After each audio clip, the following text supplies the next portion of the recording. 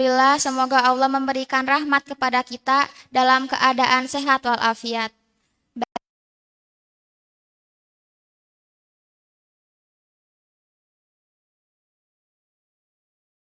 Sama-sama untuk membuka kajian calon pemimpin kali ini.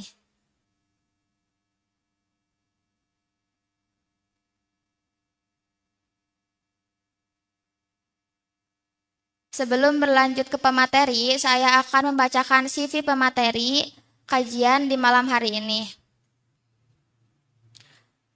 Kajian calon pemimpin malam hari ini akan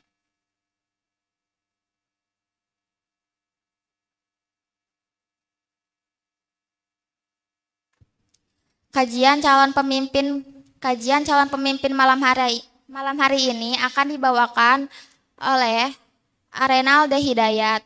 Beliau lahir di Subang 29 Juli 1998. Tinggal di Jalan Cibenying Kolot, RT 18, RW 08. Desa Wantilan, Kecamatan Cipendei, Kabupaten Subang. Status menikah, pekerjaan wirausaha. Pendidikan formal 2013 sampai 2016 di SMAN 1 Cisarua, Bandung Barat. Pengalaman organisasi 2012 sampai 2013 menjadi ketua remaja masjid di Masjid Al-Huda. 2017 sampai 2018 menjadi anggota mahasiswa Islam Indonesia di kampus STAI KHEZ Mutakin. 2018 sampai 2022 menjadi anggota remaja Masjid Al-Huda. Pengalaman kerja 2016 sampai 2017 menjadi desain grafis percetakan Zakiyah Grafika. 2017 sampai 2019 menjadi karyawan rumah makan Pedo Cipendei. 2019 menjadi shadow teacher di Sekolah Alam Purwakarta. 2019 sampai 2022 menjadi manajer ayam bakar Pedo Purwakarta. Kalau begitu langsung saja kita lanjut ke acara kajian yang akan disampaikan oleh Arenal Hidayat dengan tema beda niat beda hasil. Waktu dan tempat kami persilahkan.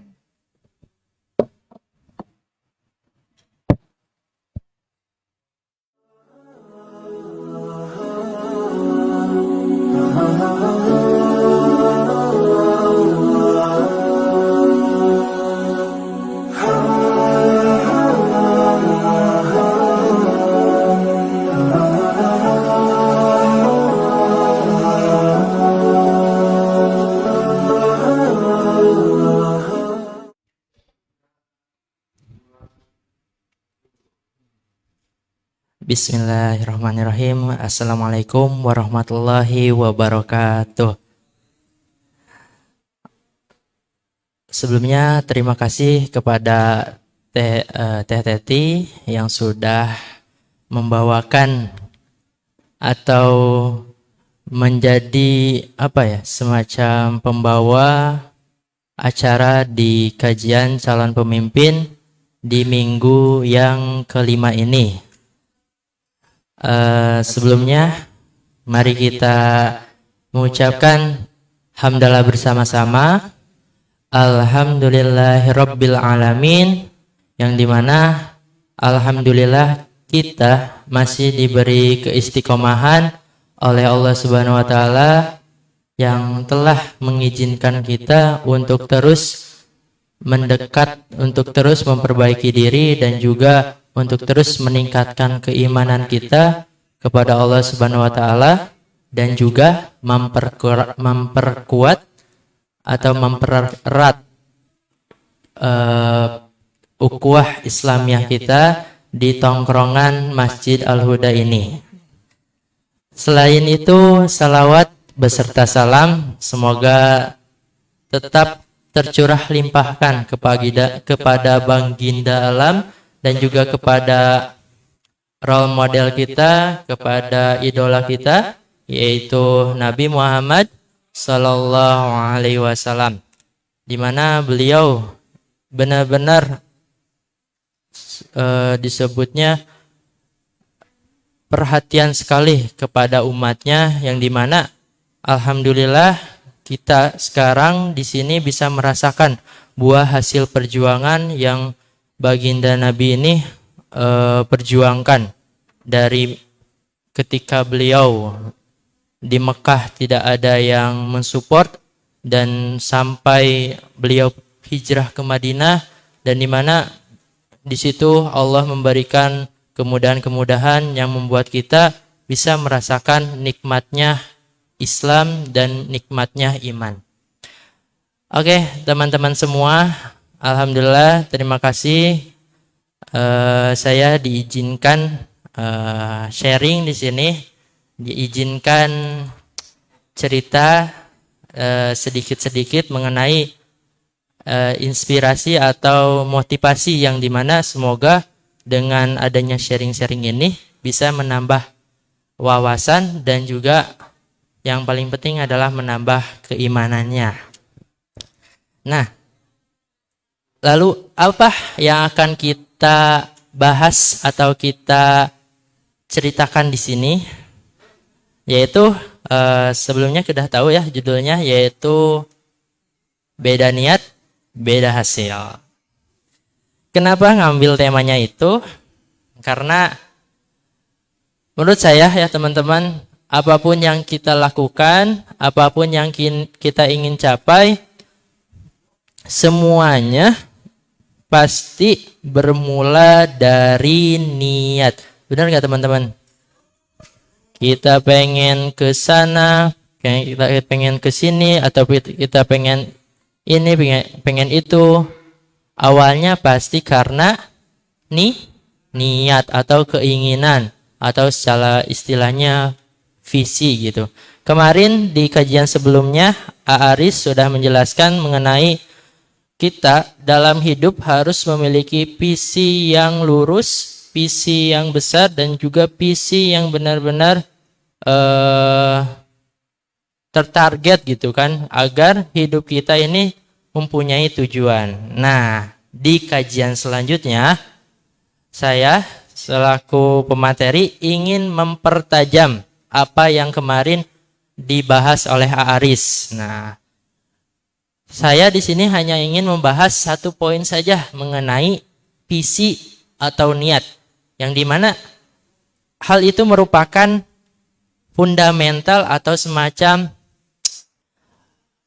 80%-nya lah atau 70%-nya terhadap keinginan atau suatu hal yang ingin kita wujudkan.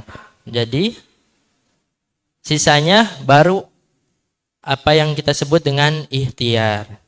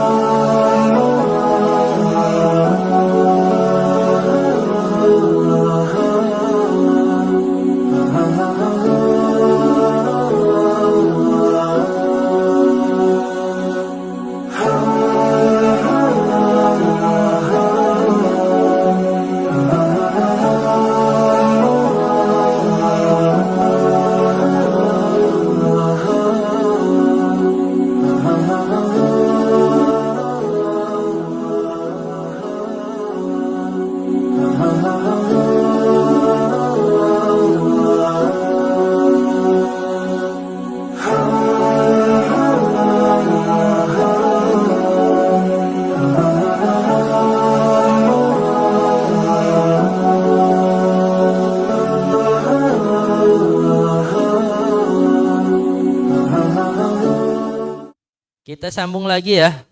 Kembali lagi mengenai niat. Saya nggak secara secara detail membahas tentang niat ini, melainkan ingin memberi semacam contoh atau sebutnya analogi mengenai ternyata dengan niat aja kita itu bisa loh dibantu atau ditolong oleh Allah, yang dimana hanya dengan mengkuatkan tekad, mengkuatkan keinginan kita, yang dimana jika itu dengan sungguh-sungguh pasti pertolongan Allah akan diturunkan. Nah, niat yang kayak gimana sih yang kira-kira bisa di-ACC atau di-approve sama Allah, yang dimana dengan pertolongannya dapat mempermudah kita gitu kan, selain ditambah dengan ikhtiar. Nah, kita cari tahu niat yang seperti apa itu lewat sebuah cerita, yang dimana cerita ini kisah nyata dan sudah dijadikan sebuah sinetron. Ada yang tahu ceritanya?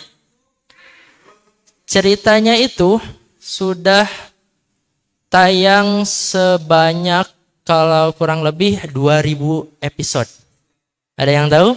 Cluenya 2000 episode. Nah, tukang bubur naik haji. Di mana sebenarnya ternyata cerita tukang bubur naik haji ini bukan hanyalah cerita yang dikarang atau cerita yang fiktif gitu kan, melainkan benar-benar kisah nyata yang diangkat ke layar TV dan menjadi cerita yang sangat viral gitu. Nah, kita flashback dulu ya, bagaimana sih ceritanya gitu kan. Awal mula cerita ini dipopulerkan oleh Ustadz Yusuf Mansur, di mana beliau sedang berceramah dan menceritakan salah satu jemaahnya yang sudah mempraktekkan yang namanya sedekah. Nah, diceritakan sama Ustadz Yusuf Mansur ini bahwa ada seorang jemaah yang pengen banget menghajikan ibunya. Nah, siapa jemaahnya ini? Kalau di sinetron itu namanya Haji Sulam. Benar ya, Haji Sulam? Nah, Haji Sulam ini pengen banget menghajikan orang tuanya.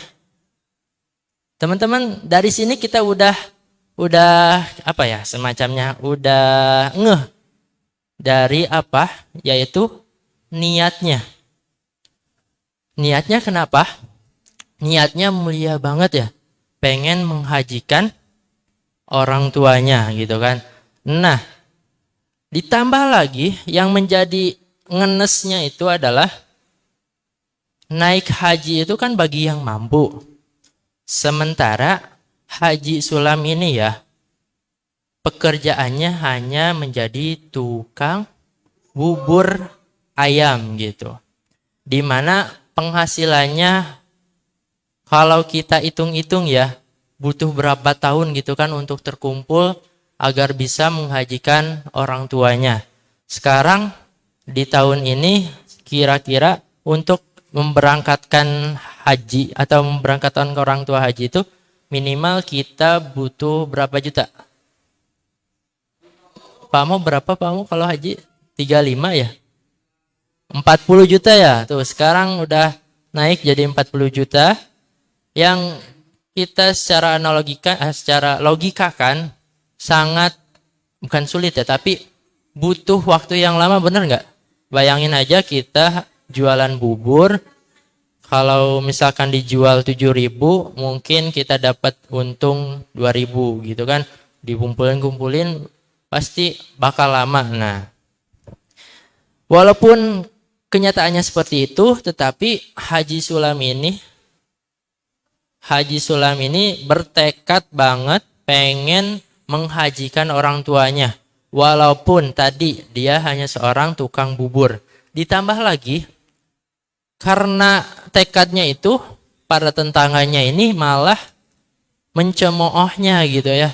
malah merasa nu benar gitu kan, tukang bubur gitu kan, malah kayak semacam apa ya, dipoyokan lah gitu, di kayak pas mau beli buburnya aja, yang belinya malah bilang, Pak Haji pada meser bubur gitu kan, padahal itu teh pasti apa ya, maksudnya bukan ya apa ya, bukan menghina, maksudnya ngece lah gitu ya, ngemoyokan gitu kan.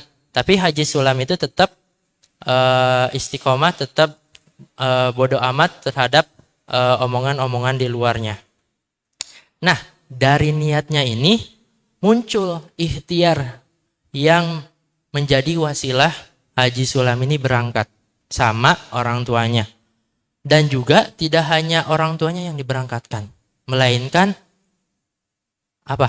Istrinya juga berangkat, saudara-saudaranya juga berangkat, dan bisa kalau kita pengen juga Haji Sulam itu bisa menghajikan satu RT sekaligus. Nah, nanti kita lihat bagaimana kita lihat bagaimana Haji Sulam mendapatkan pertolongan Allah. Setelah niat, Haji Sulam melakukan ikhtiar. Ikhtiarnya apa? Dia memisahkan hasil dagangannya, hasil penghasilannya itu di 2 kotak. Yang satu buat ditabung untuk haji, yang satu buat jadi modalnya gitu kan. Nah, kadang ketika ada yang beli, beliau membagi uang hasil penjualannya 2.000 untuk kotak nabungnya, sisanya untuk modal buburnya. Dan di setiap hari Jumat juga beliau mensedekahkan buburnya. Jadi ada potongan harga dari harga 7.000 jadi 5.000. Nah, setelah berbulan-bulan melakukan hal seperti itu, suatu ketika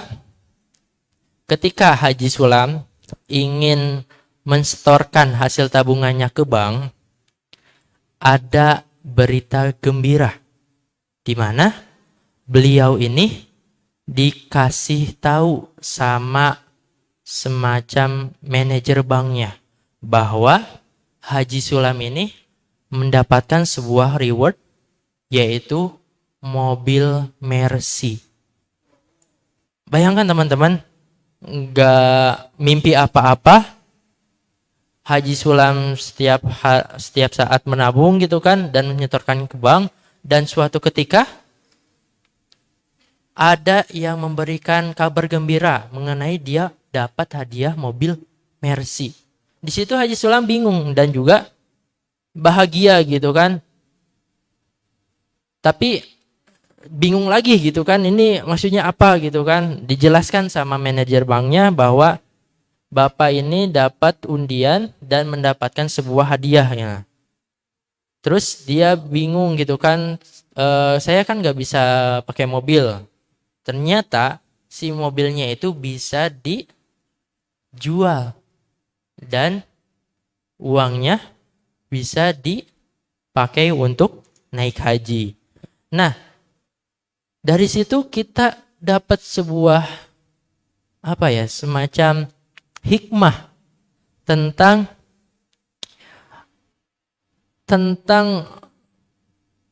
pentingnya niat yang kita miliki. Karena ketika niat kita sudah di-ACC oleh Allah, maka pertolongan-pertolongan Allah dari berbagai penjuru pasti akan datang. Dari cerita tukang bubur naik haji ini, kita bisa ngambil kesimpulan, oh ternyata kita bisa loh mengadopsi atau menggunakan pola atau strategi yang dilakukan oleh Haji Sulam ini.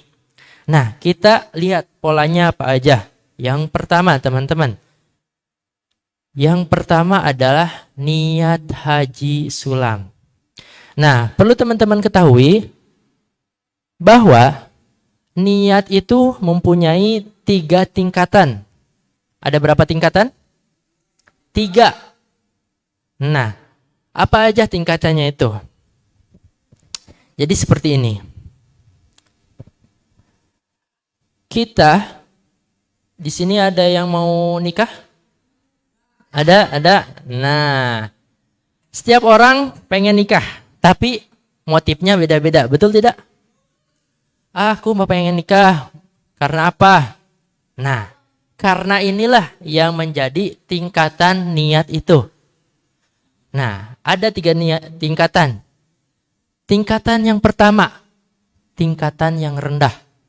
Tingkatan rendah itu adalah niat yang efeknya itu sempit. Niat yang keinginannya itu sempit.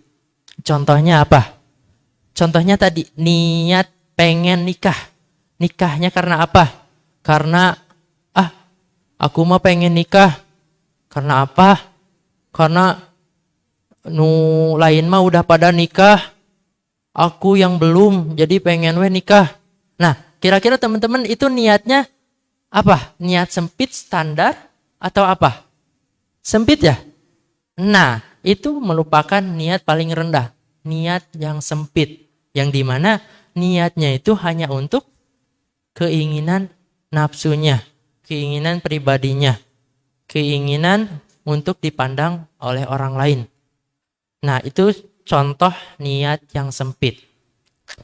Kita naik lagi ke tingkatan yang kedua. Tingkatan kedua ini adalah niat yang standar. Tadi niat yang paling bawah apa? Niat yang sempit. Nah, ada lagi, naik lagi ke tingkatan selanjutnya, yaitu niat yang standar. Contohnya apa? Aku mah pengen... tadi nikah udah ya, apalagi ya? Aku mah pengen kerja. Karena apa mau kerja teh? Soalnya aku mah udah lulus SMA, jadi pengen coba ngelamar kerja, gimana ngerasain kerja. Nah, kira-kira itu tingkatan niat apa teman-teman? Standar atau sempit? Standar ya. Karena emang kebanyakan orang kayak gitu kalau pengen kerja, niatnya pengen cari pengalaman, pengen dapat gaji. Nah, itu merupakan niat yang standar. Balik lagi ke nikah, misalkan, aku mau pengen nikah karena apa? Karena aku mau udah cukup umur, udah punya calon, jadi pengen nikah. Nah, itu merupakan niat yang standar. Kira-kira kalau niatnya standar ini bakal dikabulin gak sama Allah? Dikabulin, karena emang ya udah niat gitu kan. Nah, ada lagi satu tingkatan yang dimana kalau kita ada di tingkatan yang ada di tingkatan ini, otomatis Allah akan mempercepat keinginan atau niat kita. Apa itu tingkatannya?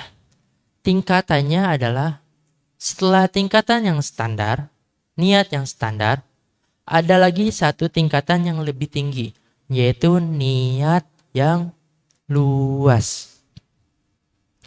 Apa itu niat yang luas? Niat yang luas itu niat yang memberi manfaat.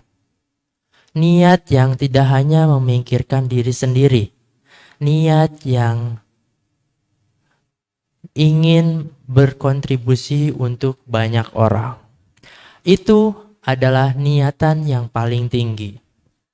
Di mana ketika kita berada di tingkatan yang ini, tingkatan yang paling tinggi ini, otomatis Allah akan membantu kita dalam mewujudkannya. Akan lebih cepat lagi dan akan dibantu oleh malaikat-malaikat Allah dalam mewujudkannya. Nah, kita analogikan dalam sebuah cerita lagi. Kita misalkan Ababai.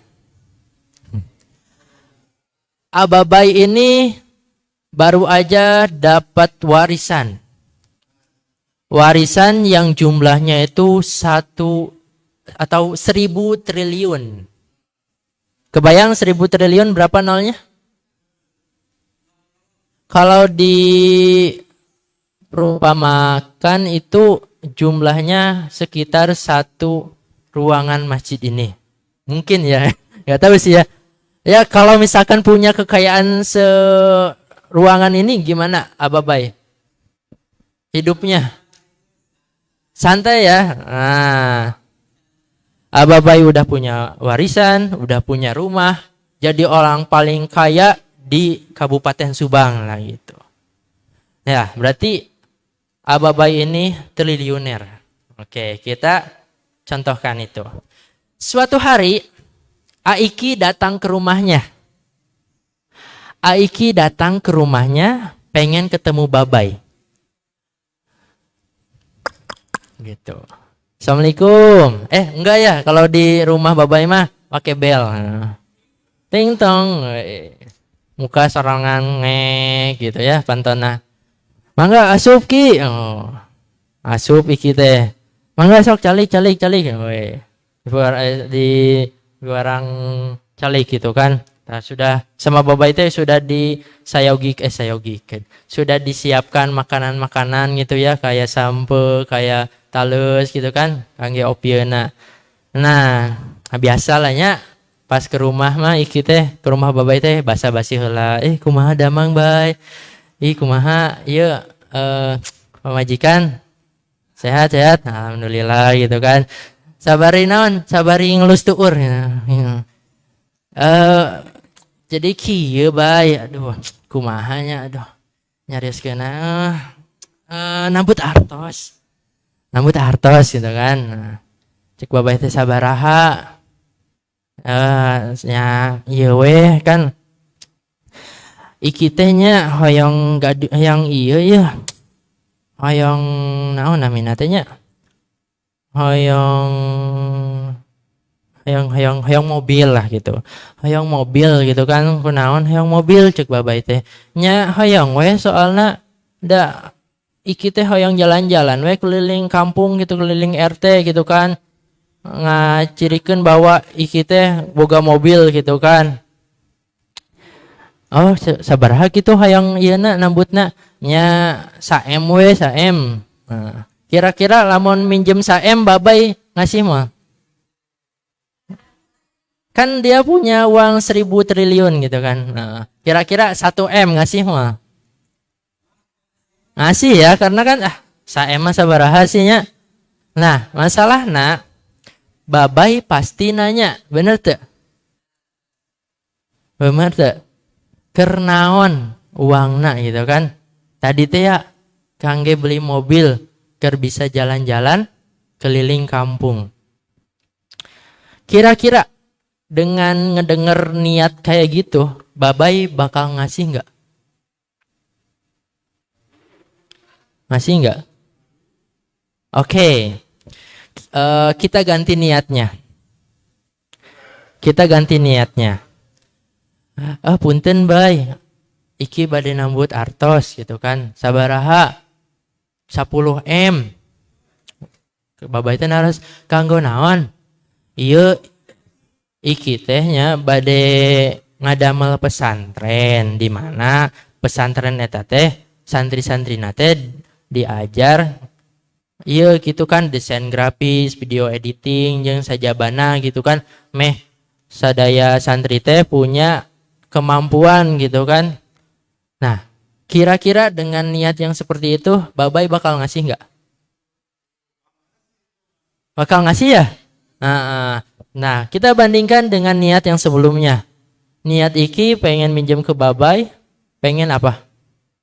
Pengen mobil untuk jalan-jalan untuk dirinya sendiri. Nah, niat yang kedua apa? Pengen apa? Bangun pesantren. Buat apa?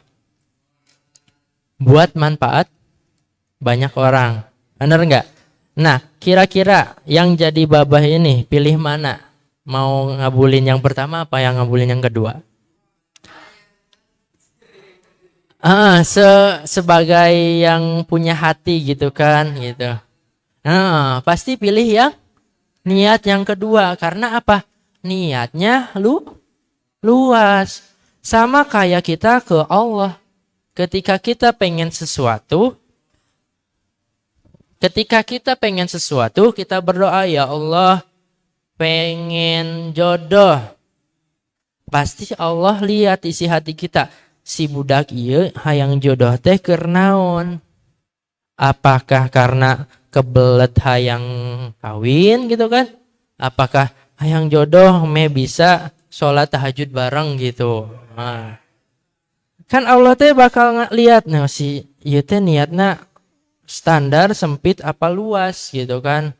Hayang nikah soalnya ame bisa lebih banyak berkontribusi di dakwah gitu kan.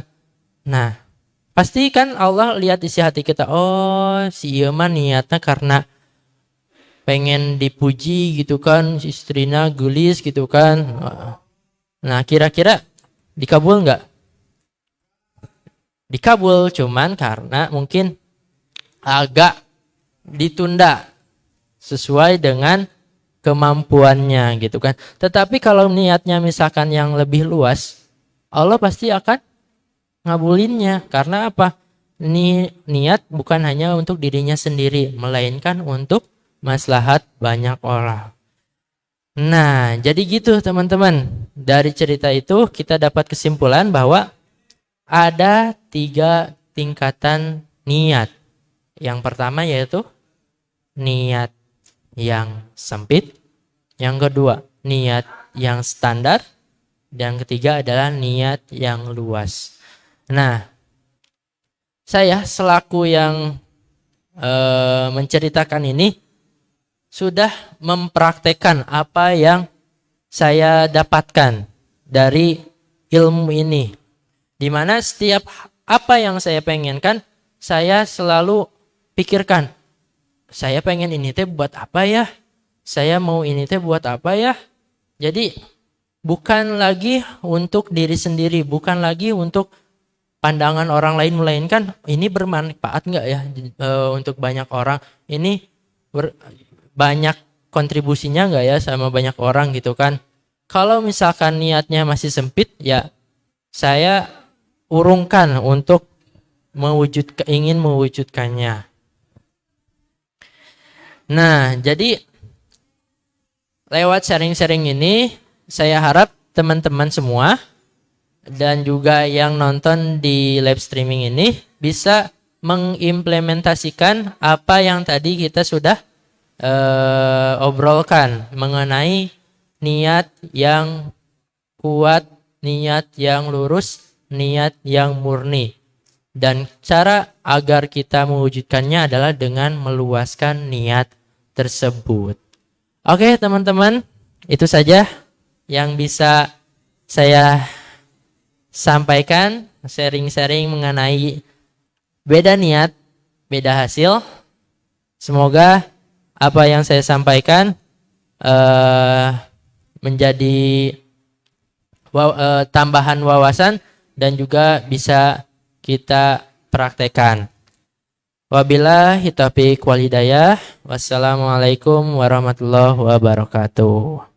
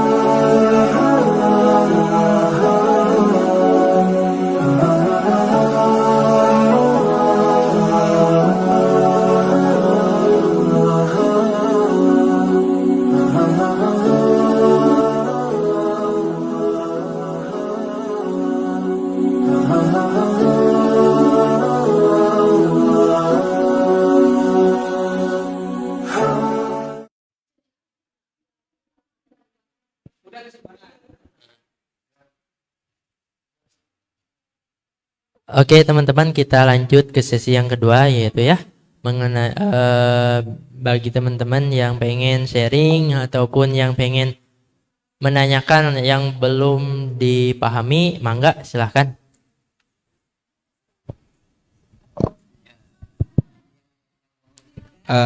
Baik, saya mau bertanya. Bismillahirrahmanirrahim. Assalamualaikum warahmatullahi wabarakatuh. Perkenalkan, nama saya Aris. Di sini saya mau bertanya sedikit. Ini lebih spesifiknya ke pengalaman saya pribadi ya. Iya. Eh, Kenapa ya kalau misalnya kita sudah niat A, kadang itu susah banget untuk mewujudkannya. Padahal itu niat tersebut sudah menjadi skala prioritas kita. Tapi dalam pas mau pelaksanaannya, itu kita selalu nanti dulu aja deh, nanti gitu. Itu yang membuat lambat gitu. Kenapa ya A? Ya coba boleh penjelasannya. Terima kasih. Oke, terima kasih ya Aris mengenai pertanyaannya. Soal kenapa sih niat kita susah untuk direalisasikan? Ya, yang pertama balik lagi Aris mengenai niat kita. Niat kita ini udah di tingkatan ketiga belum sih? Apakah masih niat yang sempit gitu kan? Aris misalkan niatnya apa gitu kan? Mungkin niatnya udah skalanya skala yang ketiga, yang luas itu, tapi susah untuk melaksanakannya gitu. Kenapa? Kira-kira apakah ada cara terbaik untuk bisa mewujudkan niat kita gitu? Nah, oke, balik lagi.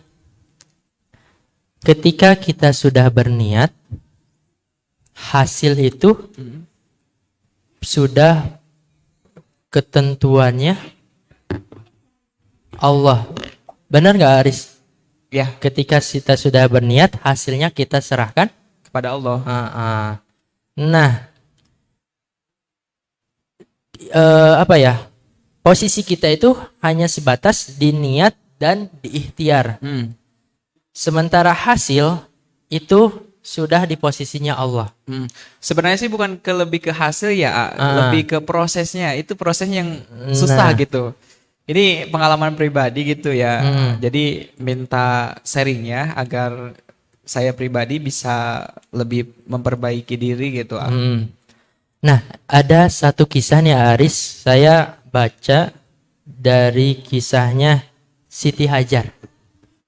Soal ketika Siti Hajar ini sama Ismail ditinggalkan di Mekah sama Nabi Ibrahim. Pernah dengar ceritanya? Pernah dengar? Soal ketika Nabi Ibrahim membawa istri dan anaknya ke Mekah, dan di mana sama Allah Nabi Ibrahim suruh meninggalkan mereka di Mekah itu. Nah, di situ ada peristiwa apa teman-teman? Peristiwa keluarnya air jam-jam. Nah, ada yang tahu nggak peristiwanya itu kayak gimana? Ada yang tahu? Jadi secara singkatnya, Nabi Ismail itu kehausan. Sementara di tempat itu hanya ada bebatuan. Nah, otomatis secara logika bakal ada air enggak? Enggak ada ya. Tetapi Siti Hajar, walaupun dia secara logika nih, enggak akan ada air nih di tempat kayak gini mah. Tapi apa yang dilakukan Siti Hajar? Ikhtiar. Berusaha, bener enggak? Berusahanya, ngapain berusahanya? Mencari, benar nggak? Mencari air. Siti Hajar punya niat, benar nggak? Aris, Siti Hajar punya niat pengen nyari air. Lalu Siti Hajar berikhtiar, berusaha dengan cara lari dari Bukit Sofah ke Bukit Marwah. Nah, berapa kali kira-kira Aris? 7 kali ya. Di awal udah kepikiran nggak bakal ada air? Nggak mungkin sih. Nggak akan mungkin ya, nggak Iya. ada. Soalnya secara geografis itu tuh nggak ada sumur, nggak ada pohon, hanya batu-batuan aja. Padang ya. Tetapi padahal, maksudnya tetapi Siti Hajar tetap berikhtiar. Nah, berikhtiarnya itu 7 kali. Bayangin, nih misalkan Aris nih ya, aku teh mau berusaha dari masjid ke mana? Ke Pertamina buat nyari gas LPG. Ya, Aris jalan kaki dari masjid ke Pertamina buat nyari gas LPG. Ternyata pas 1 kali ngelewat pada tutup semua. Kira-kira Aris secara logika bakal balik lagi nggak? Enggak sih. Lanjut dulu. Udah sekali aja kan udah tahu. Oh, nggak ada air di sini mah. Tetapi apa yang dilakukan Siti Hajar? Balik lagi. Balik lagi. Oh, nggak ada air. Apa lagi? Balik lagi. Balik lagi. Kebayang nggak secara logika? Nggak nyaho gitu ya cahayanya. Tetap bolak-balik. Mungkin ada keajaiban. Nah, itu tadi Siti Hajar menempatkan dirinya hanya sebatas niat dan Usaha. Untuk hasil Siti Hajar mah nggak peduli. Hasil mah ya Allah terserah engkau. Benar nggak? Betul. Iya kan? Kebayang nggak? Ya. Udah sekali jalan nggak ada air, balik lagi nggak ada air. Kalau kita secara logika gitu kan, pasti nyari ke tempat lain tuh, bener tuh? Ya. Misalkan ke belah ditu, misalkan ke Rawa Garut, misalkan ke Tegal Tulang, misalkan ke Cipeundeuy. Tapi apa yang dilakukan Aris? Dari masjid ke Pertamina, dari Pertamina ke masjid lagi, dari masjid ke Pertamina. Gitu terus. Padahal sudah tahu nggak ada air. Nah, di situ kita bisa contoh Siti Hajar bahwa apapun yang kita niatkan, udah ikhtiar aja, berusaha aja. Urusan niat serahkan semuanya, urusan hasil serahkan aja ke Allah. Nah, teman-teman tahu nggak keluarnya air Zam-Zam itu di mana? Misalkan nih ya, kompor Aaris teh ada di rumah ya, kompor Aaris teh ada di rumah. Aaris bawa gas LPG dari masjid ke Pertamina, bolak-balik. Ternyata warung yang bukanya itu ada di depan rumah Aaris. Dari situ dapat kesimpulan nggak? Ya. Siap. Ternyata apa yang kita ikhtiarkan bukan di situ hasilnya. Bukan dari Masjid Al-Huda ke Pertamina, tetapi malah hasilnya di depan ada rumah. di depan Rumah. Ternyata Allah yang antarkan Lebih air dekat, Zam-Zamnya gitu kan. Siti Hajar udah nyari-nyari dari Sofa ke Marwah, munculnya di bawah kaki Nabi Ismail. Padahal Nabi Ismail itu nggak ada di rute Sofa Marwah, tetapi ada di dekat Ka'bah. Nah, dari situ kita dapat kesimpulan, oh ternyata apa yang kita ikhtiarkan itu tidak menentukan hasil kita, melainkan hasil mah itu mah terserah ke Allah, kita mah ya udah jalanin aja semampu yang kita bisa gitu, Aris. Oke. Kebayang ya? Ya, betul bisa lah, bisa masuk. Berarti intinya kembali lagi ke diri kita ya. Jadi segimanapun kita berusaha, kalau misalnya belum Allah ridhoi, mungkin masih belum bisa ya.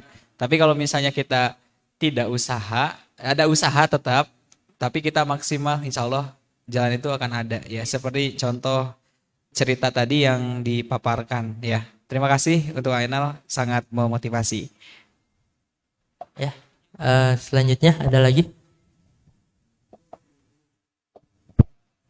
yang ahwatnya.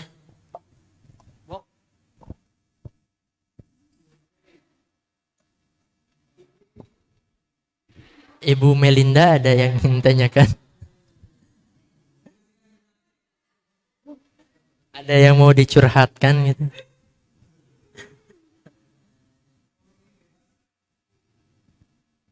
via Japri aja kalau ini mah. Mangga Bapak Amo.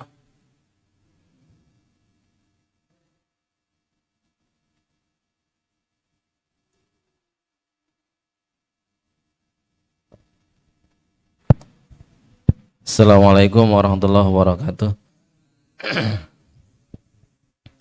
Ya, sedikit menambahkan ya. Ini Bapak sering bilang dari dulu, jika punya niat yang bagus, yang baik, jangan pernah dihapus. Jika punya tekad yang baik, punya niat yang baik, punya cita-cita yang baik, yang mulia, jangan pernah menghapusnya walaupun belum terkabul. Walaupun secara logika ini enggak mungkin, jangan pernah menghapus. Biarkanlah nanti Allah yang akan mengarahkan kita, biarkanlah Allah nanti akan menolong kita, seperti kisah tadi. Bihaitsu la yahtasib, tidak bisa dikira-kira, tidak bisa diprediksi. Yang jelas niat yang bagus, niat yang baik, niat yang mulia, insya Allah selama belum terwujud itu akan jadi pahala. Ketika Bapak pertama kali di Al-Huda ada niat-niat yang bagus sampai sekarang tidak pernah dihapus. Bahkan terus didorong, dikuatkan. Kemanapun kita pergi, apapun kegiatannya, Bapak yakin itu akan mengantarkan apa yang kita inginkan nanti, apa yang kita niatkan dulu. Insya Allah, jangan pernah menghapusnya. Niat, tekad, cita-cita, itu kayaknya agak dekat, hampir sama ya. Apapun niat kita, apapun tekad kita, selagi itu untuk kemaslahatan, tadi kan, selagi itu untuk jangka panjang, selagi itu untuk kebaikan kita, bukan hanya untuk di dunia tapi di akhirat, saya kira jangan terlalu dini kita menghapusnya, menghilangkannya, apalagi menggagalkannya. Terus saja yakinkan, tekadkan, karena suatu saat nanti kita pun akan nemu jalannya. Walaupun sekarang kita tidak di jalan yang sesuai dengan keinginan.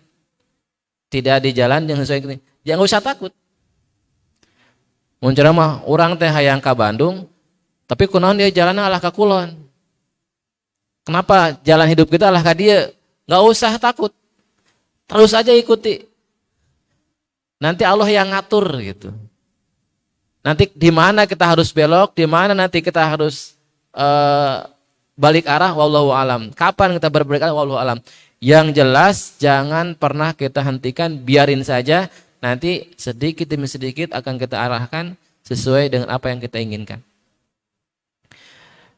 Itu mungkin yang bisa Bapak tambahkan. Jadi niat yang kuat insya Allah akan ditolong Allah. Niat yang baik jangan pernah dihapus, terus aja dipupuk, terus lagi diingat lagi, terus lagi dibayangkan lagi, dan kita harus yakin bahwa suatu saat nanti kita akan bisa mewujudkannya. Dan itu Allah yang ngatur insya Allah. Itu aja mungkin masukannya. Akhirul kalam. Assalamualaikum warahmatullahi wabarakatuh.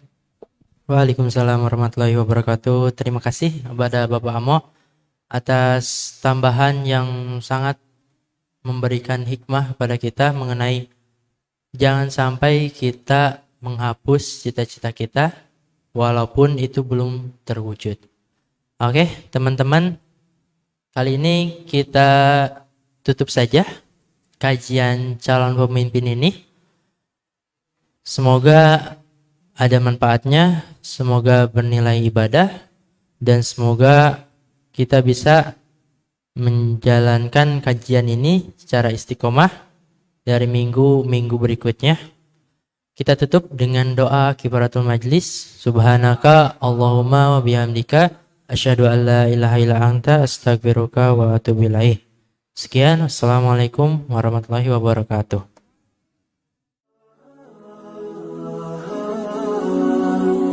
ah, ah, ah.